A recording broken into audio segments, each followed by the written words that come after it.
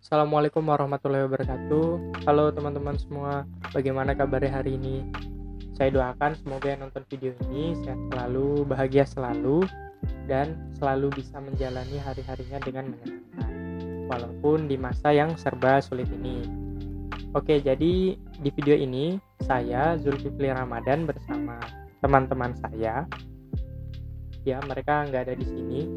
Mereka akan muncul nanti setelah saya selesai bicara. Jadi di sini kami ingin menjelaskan mengenai pengamatan pilot balon atau yang biasa disingkat pengamatan PIBAL. Kami akan menjelaskan dari pengertian apa itu pengamatan pilot balon, juga persiapan pengamatan pilot balon sampai dengan bagaimana tata cara pengamatan pilot balon. Pokoknya kami akan menjelaskan semuanya tentang pengamatan pilot balon secara lengkap di video ini. Kami berharap dengan adanya video ini bisa bermanfaat bagi teman-teman semua, juga bisa memberikan wawasan yang lebih pada teman-teman semua, atau mungkin bisa merecall pengetahuan teman-teman semua tentang materi ini. Oke, langsung saja penjelasan pertama oleh saya mengenai pengertian dari pengamatan pilot balon. Jadi, apa sih pengamatan pilot balon itu? Jadi, pengamatan pilot balon atau yang bisa disingkat pengamatan PIBAL adalah pengamatan yang dilakukan untuk mengetahui unsur cuaca pada udara atas. Tujuan dari pengamatan ini umumnya untuk mengetahui arah dan kecepatan angin pada lapisan udara atas.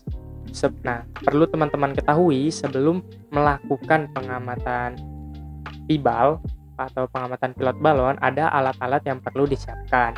Ada 4 alat, yaitu yang pertama, balon PIBAL-nya. Balon PIBAL ini biasanya berukuran 30-40 gram.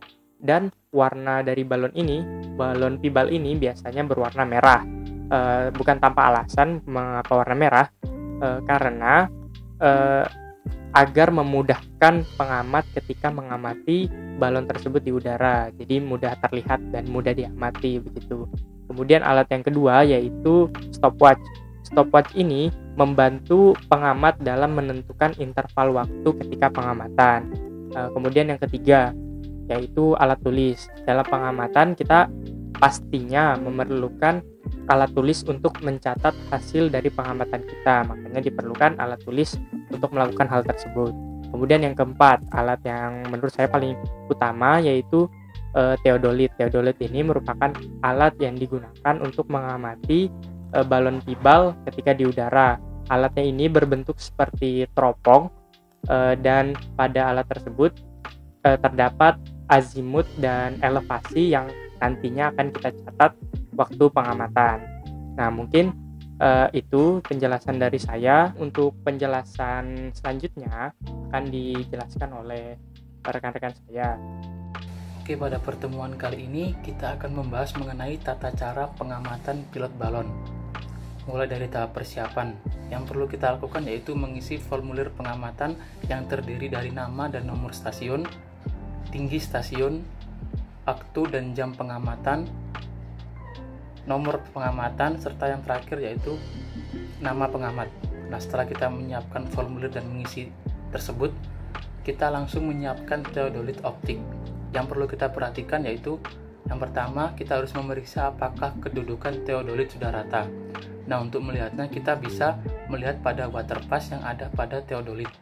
Kemudian yang kedua, kita harus memeriksa apakah titik referensi pada true north dan azimut ox pada piringan azimut sudah menunjukkan arah true north.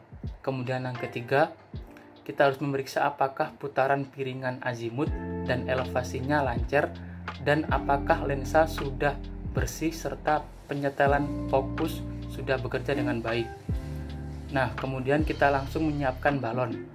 Untuk menyiapkan balon, hal yang perlu kita lakukan yaitu yang pertama, kita harus memilih balon yang baik dan cocok ukurannya untuk kecepatan 500 feet per menit. Yakni yang pertama, beratnya 30 gram.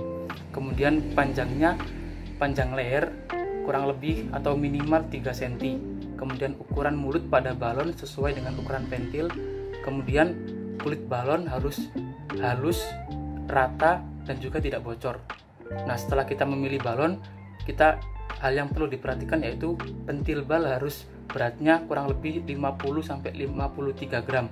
Nah, untuk malam hari kita bisa menambahkan sekitar 10 hingga 15 gram. Untuk yang terakhir, kita harus memasang filter pada mulut balon dengan hati-hati. Oke teman-teman, setelah penjelasan barusan dari teman saya terkait tahap persiapan dalam pelepasan balon tibal, sebelum melepas balon tibal sendiri, ada hal yang dilakukan yaitu pengisian balon tibal dengan gas hidrogen atau gas H2. Hal yang harus kita lakukan antara lain adalah yang pertama, kita harus mengecek apakah ada api atau benda-benda tajam yang dapat merusak balon tibal itu sendiri atau dapat memicu api dan membahayakan diri kita saat pengisian balon tibal. Dan kita juga perlu mengecek apakah alat-alat yang akan digunakan dalam pengisian balon tibal itu sendiri seperti selang, tabung gas, dan filler dalam kondisi baik. Setelah melakukan pengecekan tersebut, kita dapat melakukan pengisian balon tibal dengan gas hidrogen. Yang kita lakukan yang pertama adalah menghubungkan selang tabung gas dengan ujung filler dengan rapat, dan pastikan bahwa gas yang mengalir dari tabung gas ke balon tibal tidak tersendat-sendat. Setelah pengisian balon tibal dengan gas hidrogen, balon perlu ditimbang agar balon dapat melaju dengan kecepatan yang diinginkan. Balon yang memiliki berat yang seimbang dicirikan dengan ketika kita lepas balon tersebut dengan fillernya, balon akan mengambang, dan jika balon beserta fillernya turun, itu menandakan gas di dalam balon tibal itu kurang, dan sebaliknya jika naik itu menandakan gas dalam balon tibal itu kelebihan. Jika gas di balon tibal itu kelebihan, kita dapat mengeluarkannya secara perlahan dan hati-hati. Setelah balon tibal dirasa seimbang beratnya, filler harus dilepas dengan hati-hati dari mulut balon dan diikat secara perlahan agar gas yang di dalam balon tibal tidak keluar. Tahapan berikutnya ialah tahapan peluncuran balon dan mengikuti jejaknya. Langkah pertama yang harus ditentukan ialah menentukan menit beberapa pembacaan barengan atau elevasi dan azimut balon dilakukan setelah balon diluncurkan. Kemudian pembacaan barengan balon telah ditentukan melalui pembacaan tabel Beagle sebagaimana berikut. Pembacaan pertama ialah pada ketinggian 250 feet dan pada menit ke 0,5. Pembacaan kedua pada 750 feet dan pada menit ke 1,5. Pembacaan ketiga pada 1250 feet dan pada menit ke 2,5. Sebagai informasi tambahan, jika suatu stasiun meteorologi mempunyai ketinggian di atas 250 feet, maka cara menentukan pembacaan pibalnya dilakukan setelah balon mencapai 750 feet. Caranya bagaimana?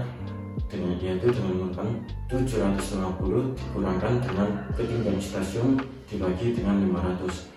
Contohnya, stasiun meteorologi A mempunyai ketinggian 300 feet.